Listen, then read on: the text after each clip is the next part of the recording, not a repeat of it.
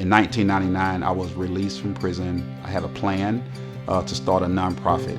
So, by this time, everybody's thinking I'm crazy. You're going to start a nonprofit. You got 11 years parole. You don't have any money. But I had a plan.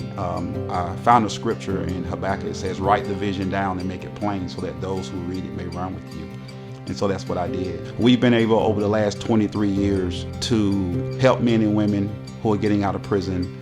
We've helped over 5,000 individuals. Our recidivism rate is only 4% for people that go through our program. We house people. We have 2 16-bed transitional housing. We also own 14 low-income rentals. We also help people with education and employment, mentoring and Bible studies and financial literacy classes, all of the life skill classes that people need, and also advocacy. We fight for the rights of people who've been impacted by the criminal justice system. I worked for 13 years to get the first felony expungement bill passed in 2018. Life is full of peaks and valleys, and I've had some great points in my life, but I've had some really low times. And last July was a low point, not only in my life personally, but in the life of my organization.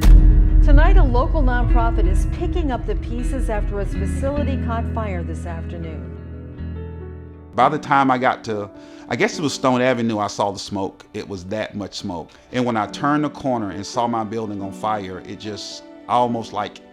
fell back like, oh my God, I can't believe this. And I got a little tears in my eyes. And then immediately I snapped out of it. Immediately I'm like, no, I can't do this. I have to fight. And I thought something good is going to come out of this. Although it was a low point, I can't stay at a low point because I've been through so much trauma in my life. I'm a fighter. And so that's one of the things, that really hurt us. And, we've, for 6 months, we've fought, we've garnered support from the community, and so many people have stepped up to help us. And it just let me see the type of community that Greenville is. We are United Way partners. That funding has been so helpful, especially to the men and women in our program.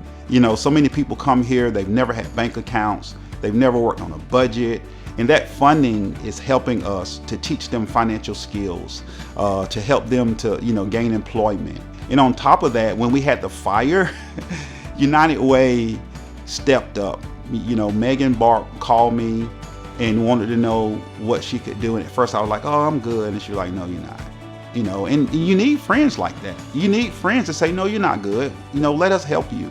And throughout the 6 months of this tragedy and trying to rebuild, the help and the support from United Way was so awesome. And United Way helped to bring other people to the table. When you're recognized for an award, Spirit Award, and you're recognized beside someone like former Secretary Riley, it's like, okay, that is really awesome, and it's an honor. And I'm thankful that people see the work, because when I first started this work, I didn't start this work to get a paycheck.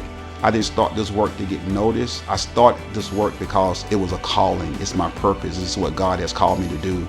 And for people to see it, I am honored and I'm elated that we are getting recognition, because it's not only me, it's the staff and volunteers, my family, my children, all of my friends who supported me for 23 years. We are getting this award, not Jerry Blassingame.